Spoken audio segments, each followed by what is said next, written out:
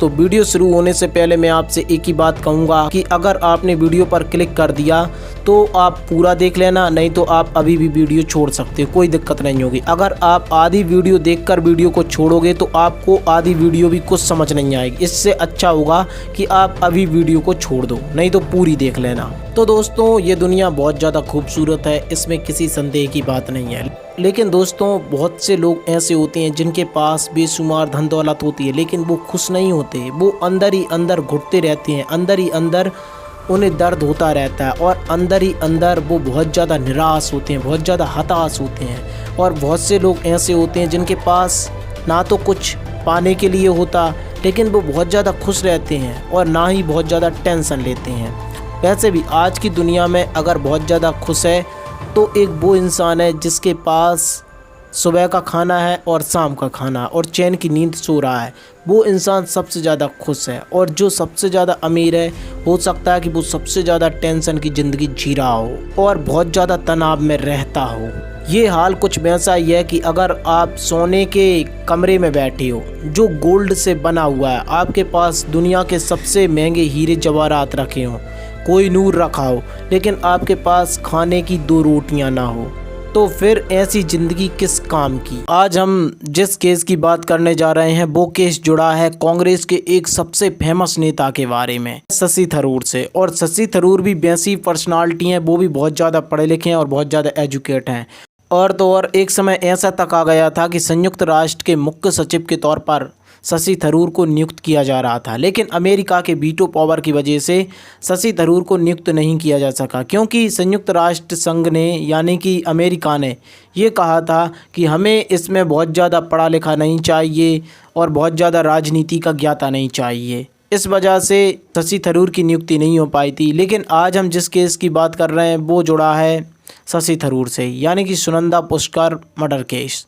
आखिर ये क्या था और क्या इसकी मिस्ट्री थी, चलिए जानते हैं डिटेल के साथ। हम सुनंदा पुष्कर केस की बात करने जा रहे हैं। सुनंदा का जन्म 27 जून 1962 को सोपोर के जमींदार और सेना के अधिकारी कश्मीरी पंडित परिवार में हुआ था। वह लेफ्टिनेंट कर्नल पुष्कर नाथ दास की इकलौती बेटी थीं। पिताजी 1983 में सेवानिवृत्त हुए और 1990 के दशक में कश्मीर में आतंकवाद की घटनाएं बहुत ज़्यादा सक्रिय हो गई, बहुत ज़्यादा खून खराबा होने लगा और सुनंदा पुष्कर के घर में भी आग लगा दी गई थी आतंकवादियों ने। अब बताइए, एक सेना का अधिकारी था, उसी के घर को अगर आतंकवादियों ने नहीं छोड़ा तो आम जनता कैसे बची होगी। ये कश्मीरी पंडित की बात चल रही है और आप लोगों को पता होगा कश्मीरी पंडित पर कितना ज़्यादा अत्याचार हुआ था। तो सुनंदा पुष्कर का परिवार भी कुछ उन्हीं में से एक था। तो पिताजी 1983 में सेवानिवृत्त हुए थे और 1990 में आतंकवादियों की घटनाएं बढ़ गई थीं जम्मू कश्मीर में। अच्छा, कश्मीर की बात कर रहा हूं मैं अभी। तो उनके घर में आग लगा दी जाती है। सुनंदा पुष्कर जम्मू आकर रहने लगती हैं। स्कूली शिक्षा convent of Jesus and Mary Ambala से हुई थी और केंद्रीय शिक्षा झांसी से कंप्लीट हुई थी।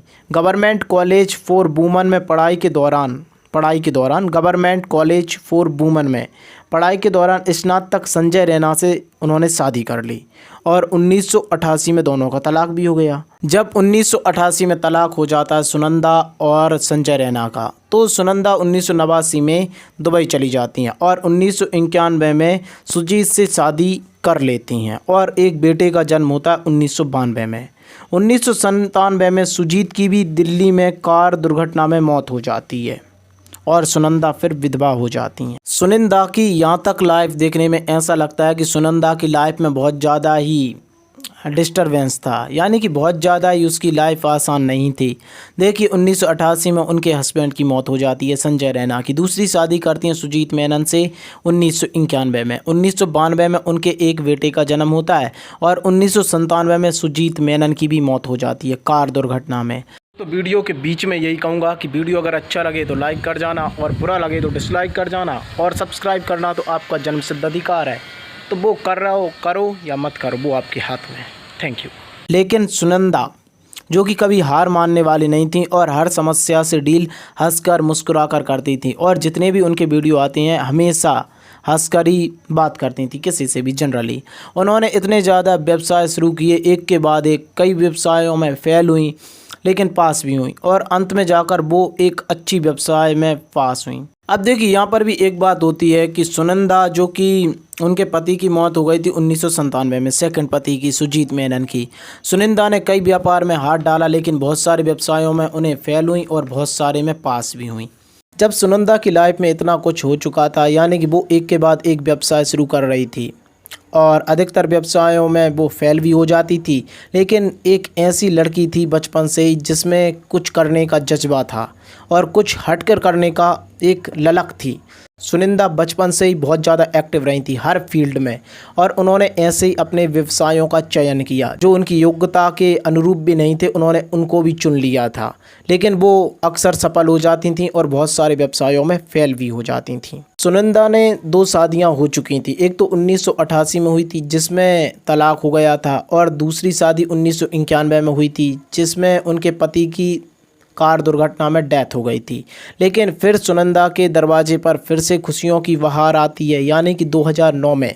अब 2009 में सनी वर्की एक पार्टी ऑर्गेनाइज्ड करता है। सनी वर्की नाम का ये इंसान था, ये बहुत ज़्यादा अरबपति था। पार्टी में शशि थरूर भी जाते हैं और सुनंदा भी। अब दोनों की यहीं पर मुलाकात होती है और शशि थरूर तो बहुत ज़्यादा फेमस होते ही है इंडिया में, लेकिन तब सुनंदा उतनी ज़्यादा नहीं थी और दोनों की मुलाकात होती है। तो ये सिलसिला आगे बढ़ता जाता है और 2010 में दोनों फाइनल रूप से शादी कर लेते हैं। अब कहने का मतलब ये नहीं होता कि किसी से भी मुलाकात हो जाए तो डायरेक्ट शादी हो जाए, ऐसा नहीं होता। इसके पीछे ही बहुत सारी केमिस्ट्री रही होगी जो उन लोगों को ही पता रही होगी। तो फाइनली दोस्तों 2010 में ये दोनों कपल्स शादी कर लेते हैं। इनकी शादी भी बहुत ज़्यादा चर्चित हो गई थी, जैसा कि रिसेंटली अभी सीमा हैदर और सचिन की लव स्टोरी बहुत ज़्यादा फेमस हो गई थी, उसी प्रकार शशि थरूर और सुनंदा की कहानी भी बहुत ज़्यादा चर्चित हो गई थी और बहुत फेमस हो गई थी। और वैसे भी दोस्तों शशि थरूर भी बहुत ज़्यादा पढ़े लिखे होते हैं, हालांकि ये कांग्रेस पार्टी से होते हैं, विदेश मंत्रालय इनको मिलता भी है और ये केरल से ही कांग्रेस की तरफ से चुनाव लड़ते हैं। अब इन दोनों की शादी हो जाती है 2010 में और 2014 तक इन्होंने दाम्पत्य जीवन जिया, क्योंकि 2014 में सुनंदा की मौत हो जाती है, इसलिए मैं 2014 तक की बोल रहा हूँ। तो फिर आहिस्ते आहिस्ते 2010 निकली, 2011, 2012, 2013 और फाइनली 2014 आ जाती है। 2014 का आगमन होता है और सुनंदा की मौत का सिलसिला भी चालू हो जाता है, क्योंकि 17 जनवरी 2014 को सुनंदा की मौत हो जाती है और वो भी बहुत रहस्यमयी तरीके से। सुनंदा तब सोने गई थीं और जब सोकर नहीं उठी तो फिर जब उन्हें देखा गया तो मृत पाई गई थीं। अब घटना की शुरुआत कुछ ऐसे होती है। सबसे पहले सुर्खियों में घटना कैसे आती है। 15 जनवरी 2014 को पाकिस्तान की पत्रकार मेहर तरार ने शशि थरूर को प्रेम भरे अतरंगी संदेश भेजे। शशि थरूर के ट्विटर अकाउंट पर संदेशों में थरूर के लिए प्यार का बखान था। इसी समय मेहर सुनंदा के बीच फाइट चली। फाइट कोई ऐसी फाइट नहीं थी, ट्विटर वाली फाइट थी, मतलब कि मैसेजों की फाइट। यहाँ से सुनंदा ने मैसेज भेजे, वहाँ से मेहर ने, तो ये फाइट चली। मतलब मेहर ने बचने का सोचा और कहा कि उसका अकाउंट हैक हो गया था। सुनंदा ने कहा, मतलब खुलासा किया कि उसका अकाउंट हैक नहीं हुआ था और सुनंदा ने उस पर ISI एजेंट होने का आरोप लगाया। अब शशि थरूर और सुनंदा मेहर तीनों की केमिस्ट्री जगजाहिर सी होने लगी थी, मतलब कि काफ़ी पॉपुलर हो रही थी। ऐसा पॉपुलर की नहीं बोल रहा मैं, मतलब कि जो उनके फॉलोअर्स हो रहे होंगे उन्हें उसका बहुत ज़्यादा पता था। अब देखिए ये तो पर्सनल मामले होते हैं अधिकतर, लेकिन ये दुनिया वालों को पता चल जाए तो अच्छी बात होती नहीं है रियल में, क्योंकि इससे पर्सनल लाइफ चाहे किसी की भी हो डिस्टर्बेंस हो ही जाती है। क्योंकि आपके पर्सनल मामले अगर दुनिया वालों को पता चल जाए ना तो जीना हराम हो जाता है।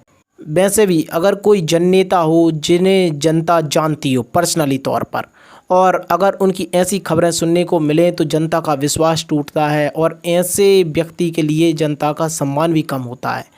तो ऐसा कुछ होने लगा था और शशि थरूर के लिए ये बहुत ज़्यादा टेंशन का समय हो जाता है। अब थरूर और सुनंदा दोनों इस मसले को घर पर ही सुलझाना चाहते थे और दुनिया को इससे दूर रखना चाहते थे। तो उन्होंने फेसबुक पेज पर एक संयुक्त बयान जारी किया जिसमें कहा गया कि वो दोनों खुश हैं और ट्विटर की बात से उनका कोई वास्ता नहीं है। अब ये घटना थी 16 जनवरी 2014 की। देखिए 15 जनवरी को मेहर वाली घटना हुई, मतलब कि मेहर ने अतरंगी संदेश भेजे किसे, शशि थरूर को। 16 जनवरी को इन दोनों का संयुक्त बयान आता है कि वो दोनों खुश हैं लाइफ में। और 17 जनवरी 2014 को चाणक्यपुरी के लीला पैलेस में कमरा नंबर 345 में सुनिंदा मृत पाई जाती हैं। अब इस घटना को अगर ऊपर से देखा जाए तो ऐसा ही लगता है कि शशि थरूर ने ही सुनंदा की जान ली होगी, क्योंकि देखिए आप 15 जनवरी को जब विवाद छिड़ता है पाकिस्तान की पत्रकार के साथ, तो हो सकता है कि इनके घर पर बहुत ज़्यादा टेंशन का माहौल बन गया हो और हो सकता है कि उसी टेंशन की वजह से दोनों में बहुत ज़्यादा तकरार हो गई हो और तकरार इस कदर बढ़ चुकी हो कि एक दूसरे के जान के प्यासे हो गए हों और किसी एक का पलड़ा भारी हुआ और उस वजह से उसने किसी दूसरे की जान ले ली। ये भी हो सकता है।